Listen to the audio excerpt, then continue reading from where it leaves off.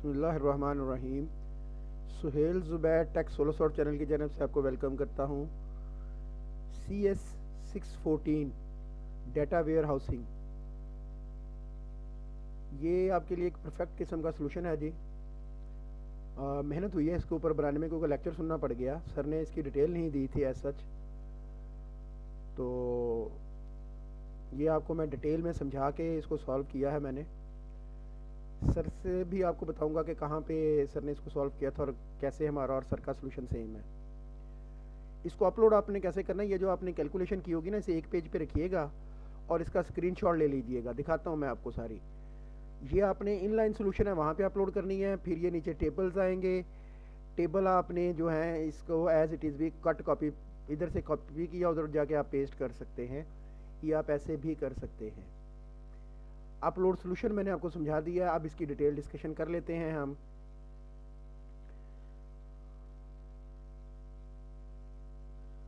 हमें जो सर ने क्वेश्चन दिया था वो दिया था Amdahl's law predicts the potential speed increase in completing a task with an improved system resources while keeping in workload constant.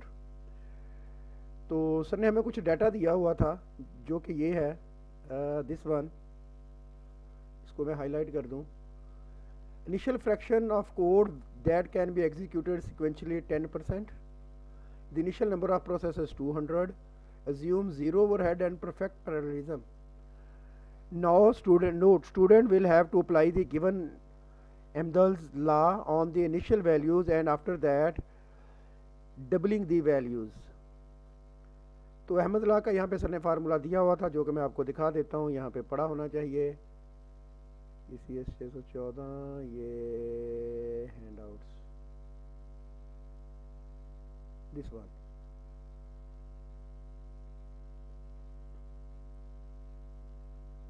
तो ये नीड फॉर स्पीड है। तो अहमद लॉ कहाँ पे था जी भला? वो था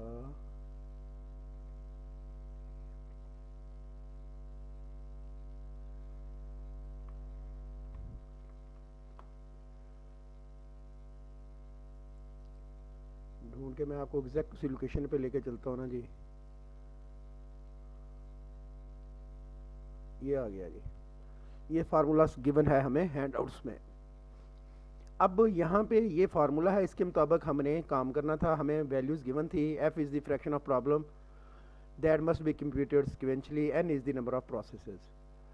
यहाँ पे सर ने एक एग्जांपल की 5%, मतलब f equal to 5% n equal to 100, then s की वैल्यू निकली 16.8।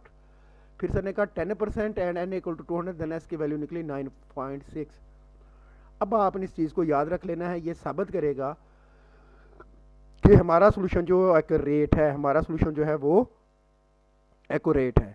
अब हम सोल्यूशन पे वापस आते हैं। पेज नंबर आप नोट कर लें, ये 205 है।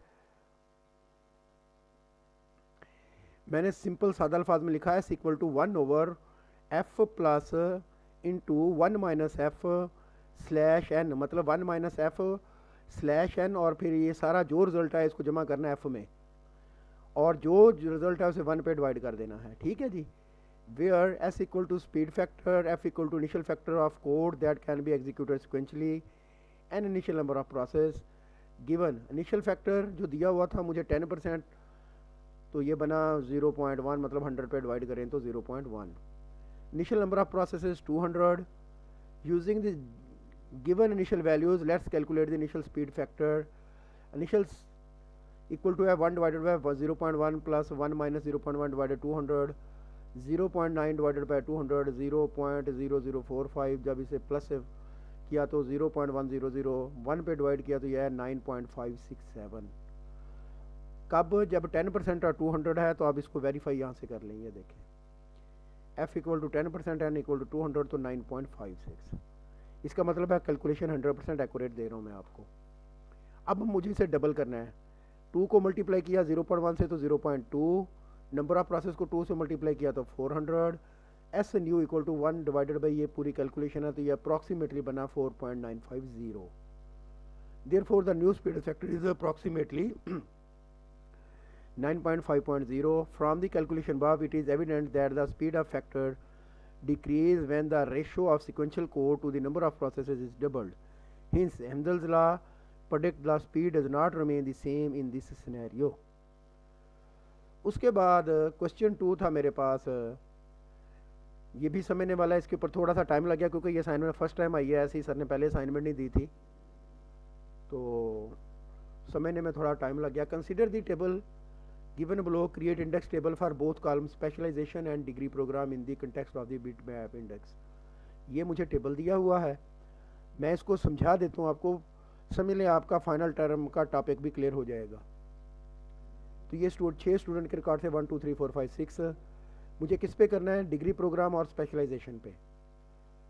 तो मैं ये डिग्री प्रोग्राम पे पहले कर रहा हूँ. स्टूडेंट आईडी रखी, ये स्टूडेंट 1 है, ये सपोज कर रहे हैं ऐसे है ये, क्योंकि मैं तो अब ये देने की ज़रूरत नहीं है, आपको इसका सोल्यूशन देना है.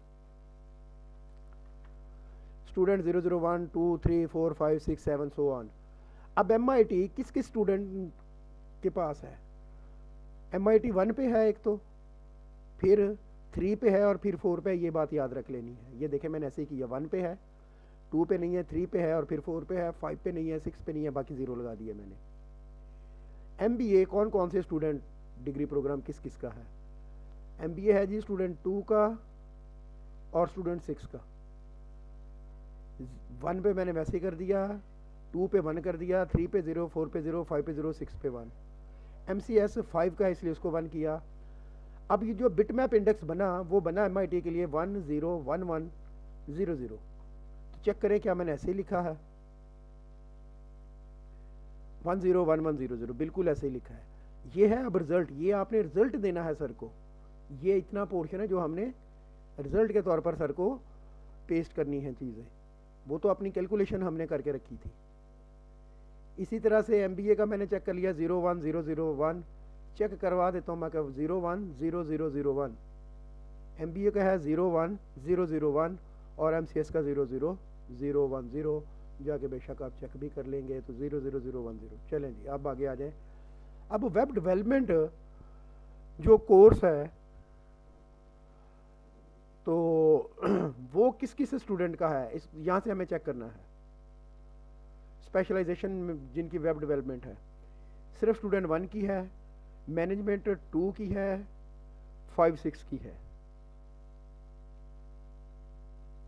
1 की थी, इसको मैंने 1 कर दिया, बाकी 0 कर दिए. मैनेजमेंट 2 की थी स्टूडेंट, अब आप समझ रहे हैं ना, ये स्टूडेंट 0 0 1 है, 2 की है, 5 6 की है, मैंने वो कर दिया. प्रोग्रामिंग सिर्फ 3 की थी, ये नज़र आ रहा है मुझे, सिर्फ 3 की है प्रोग्रामिंग.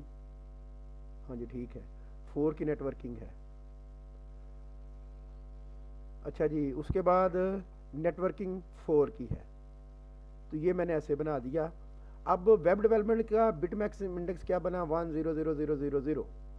मैनेजमेंट का क्या बना, 0 1 0 0 1 1 0 1 0 0 1 1 0 1 0 0 1 1. प्रोग्रामिंग का क्या बना, 0 0 1 0 0 0 0 1 0 0. नेटवर्किंग का क्या बना, 0 0 1 0 0 0 0 1 0 0. तो ये था जी हमारा बिटमैप इंडेक्स जो कि हमने बनाया. इसका मतलब ये है कि स्टूडेंट 1 जो है वो वेब डेवलपमेंट में स्पेशलाइजेशन कर रहा है, स्टूडेंट 2 और 5 6 मैनेजमेंट में कर रहे हैं, 2 और 5 6 मैनेजमेंट में कर रहे हैं. जाके बेशक आप टेबल में चेक कर लें. 2 और 5 6 मैंने कहा है मैनेजमेंट में है, ये देखें 2 5 6. अब आपको बात समझ में आ गई. प्रोग्रामिंग में स्टूडेंट 1 3 जो है वो कर रहा है और नेटवर्किंग में 0 1 2 3 4 जो है वो कर रहा है.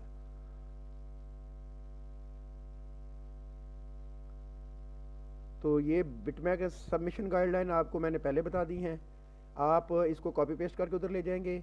ये जो कैलकुलेशन मैंने की थी यहाँ पे, इसको आप कोशिश करके एक पेज पे रख के इसका स्क्रीनशॉट लेंगे और ये आप जो है वहाँ पे पेस्ट कर देंगे.